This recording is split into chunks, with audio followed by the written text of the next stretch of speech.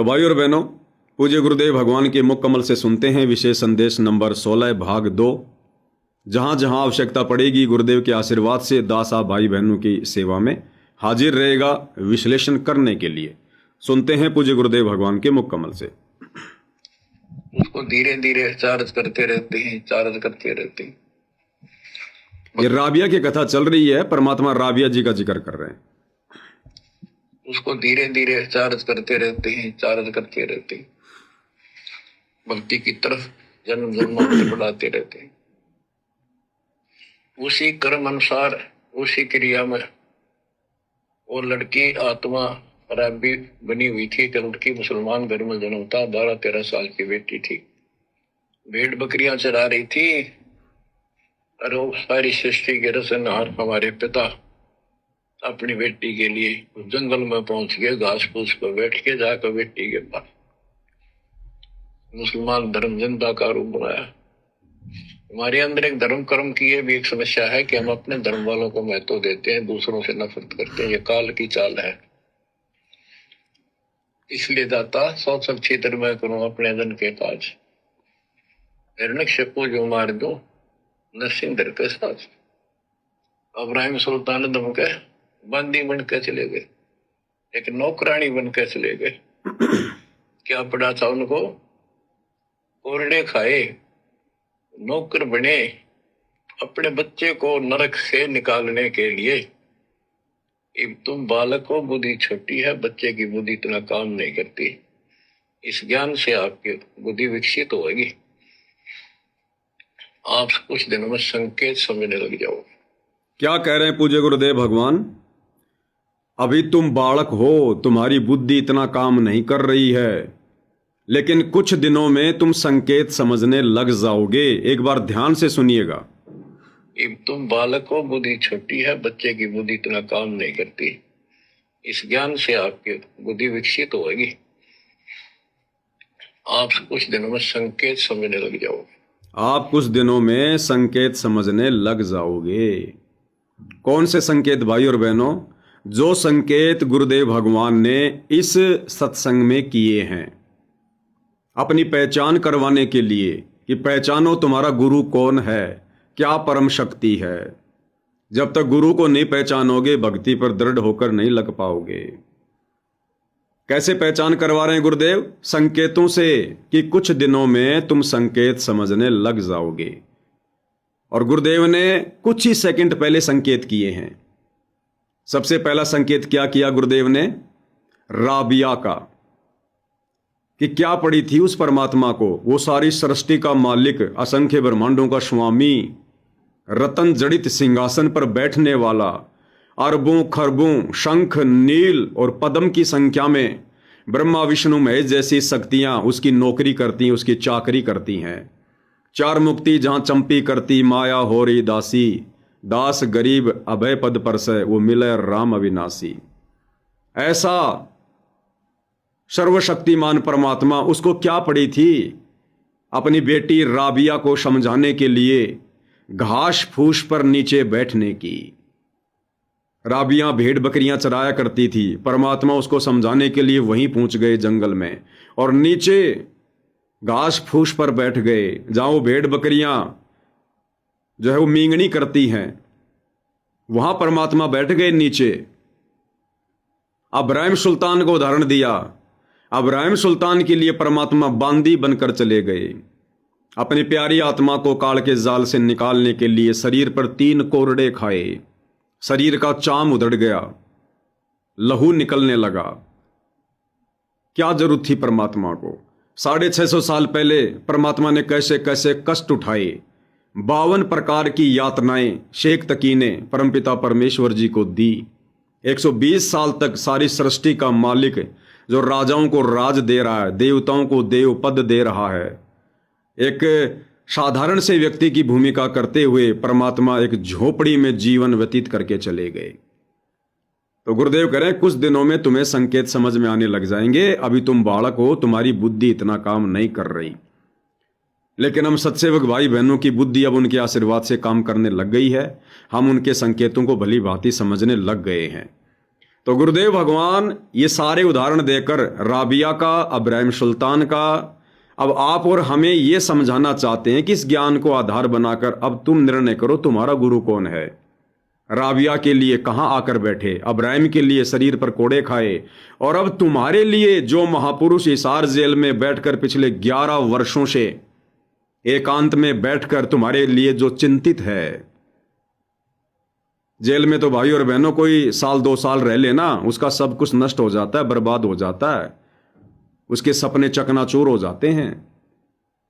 तो आज वर्तमान में हिसार जेल में पिछले 11 वर्षों से आप और हमारे लिए कौन बैठा है, क्यों बैठा है, क्या सवारत है, क्या लगते हैं आप और हमारे। तो गुरुदेव हमें समझा रहे हैं कि जिस प्रकार राबिया के लिए जमीन पर आकर बैठ गया, कुछ नहीं देखा, केवल अपनी आत्मा दिखाई देती थी। इब्राहिम सुल्तान के लिए शरीर पर कोड़े खाए, इसी प्रकार जो वर्तमान में हिसार जेल में बैठा है वो कौन है, क्यों बैठा है। अब पहचानो उस परम शक्ति को, कौन है। क्या अपना कोई रिश्तेदार इतना कष्ट उठा सकता है। हमारे खुद के शरीर के माता पिता भी इतना कष्ट अपने बच्चों के लिए नहीं उठा सकते, बच्चे भी अपने माता पिता के लिए इतने दुखी नहीं हो सकते, यार दोस्त रिश्तेदार कोई भी इतनी आपत्ति मोल नहीं ले सकता। लेकिन सन 1994 से जब से सतगुरु रामपाल जी ने अपना यथार्थ 13वां कबीर पंथ शुरू किया है, तब से लेकर वर्तमान समय तक परमार्थ के लिए, आप और हम आत्माओं के लिए निस्वार्थ भाव से परमात्मा ने क्या क्या कष्ट उठाए हैं।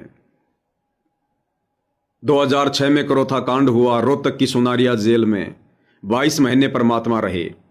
और भाई और बहनों, आप और हमारी खुशकिस्मती की हमने उनको हल्का सा जान लिया, पहचान लिया परमात्मा के रूप में। लेकिन जिस समय करोथा कांड हुआ था, उस समय तो कोई भगत भी उनको भगवान मानने को तैयार नहीं था। जगत वाले तो मानते कहां। और आर्य समाजियों के साथ में वो पंगा हुआ था। हरियाणा में आर्य समाज का दबदबा था। पुलिस महकमे में, थाने में, जेल में पूरा आर्य समाज भरा हुआ था। किस प्रकार से परमात्मा के साथ में रोहतक की सुनारिया जेल में करोथा कांड के बाद 22 महीने तक बदतमीजियां की गई होंगी। पूज्य गुरुदेव भगवान से पूरी हिसार जेल में झाड़ू निकलवाया करते थे। रिमांड के दौरान गुरुदेव भगवान की छाती के बाल तक उखाड़ दिए गए थे। किस लिए? जो कष्ट परमात्मा ने राबिया के लिए झेला, जो इब्राहिम के लिए झेला, उससे कहीं ज्यादा कष्ट ये परमात्मा वर्तमान में आप और हम नीचों के लिए झेल रहे हैं। तो गुरुदेव भगवान पहचान करवा रहे हैं कि पिछले 11 साल से हिसार की जेल में बैठकर यातनाएं कौन उठा रहा है, कष्ट कौन उठा रहा है। क्या तुम्हारा संसार का कोई रिश्तेदार उठा सकता है? 30 दिन का रिमांड बरवाला कांड के बाद सतगुरु रामपाल जी ने झेला है। 30 दिन का रिमांड। किस लिए? सिर्फ आप और हम आत्माओं के आत्म कल्याण के लिए।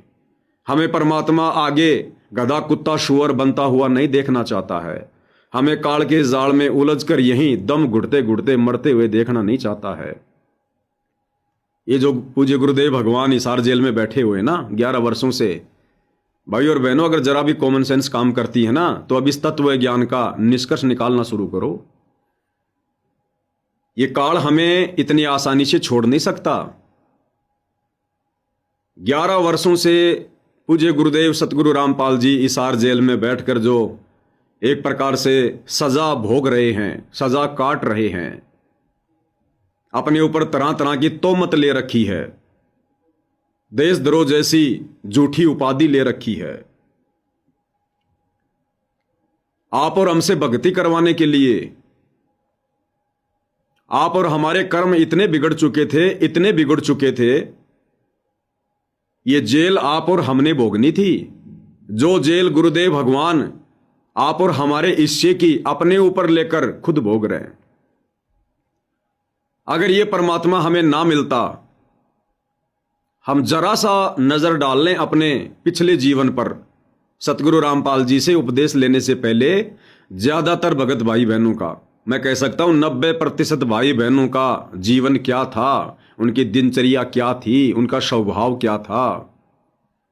अगर गुरुदेव भगवान हमें अपनी शरण में ना लेते, हम इतने बिगड़े हुए थे, इतने नालायक थे, इतने विषय विकारों में उलझे हुए थे, काल प्रेरणा इतनी ज्यादा जो है हावी थी, वो प्रबल थी, कोई किसी का मर्डर करता, कोई किसी का बलात्कार करता, कोई चोरी के मुकदमे में अंदर होता, कोई मार पिटाई के मुकदमे में अंदर होता, कोई जमीन के, कोई घर के, कोई अपनी पत्नी के साथ लड़ाई झगड़े के मुकदमे में अंदर होता। ये जेल आप और हम काट रहे होते आज, लेकिन ये जेल परमात्मा ने अपने ऊपर ले ली, आप और हमें भक्ति के लिए, सेवा सुमरण दान के लिए, समय देने के लिए। फिर भी हम इस मार्ग को सीरियस नहीं ले रहे, हम इस भक्ति को सीरियस नहीं ले रहे। इसलिए गुरुदेव भगवान कह रहे हैं कि अभी तुम बालक हो, बालक, अभी तुम्हारी बुद्धि इतना काम नहीं कर रही है कि तुम्हारा गुरु कौन है, लेकिन कुछ दिनों में तुम संकेत समझने लग जाओगे। तो भाई और बहनों, अब हमने संकेतों को समझना शुरू कर देना चाहिए। अब अपने गुरु को पूर्ण ब्रह्म परमात्मा मानने में देरी नहीं करनी चाहिए।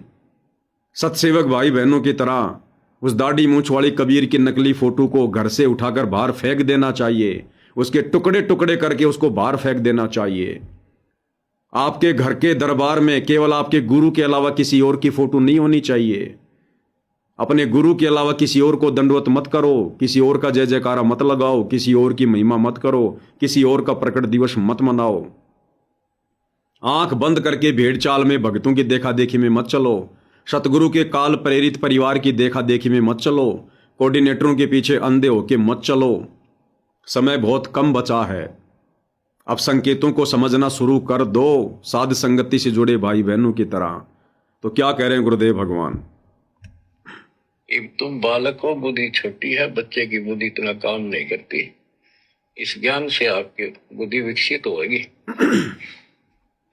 आप कुछ दिनों में संकेत समझने लग जाओगे। संकेत समझने लग जाओगे कुछ दिनों में। संकेत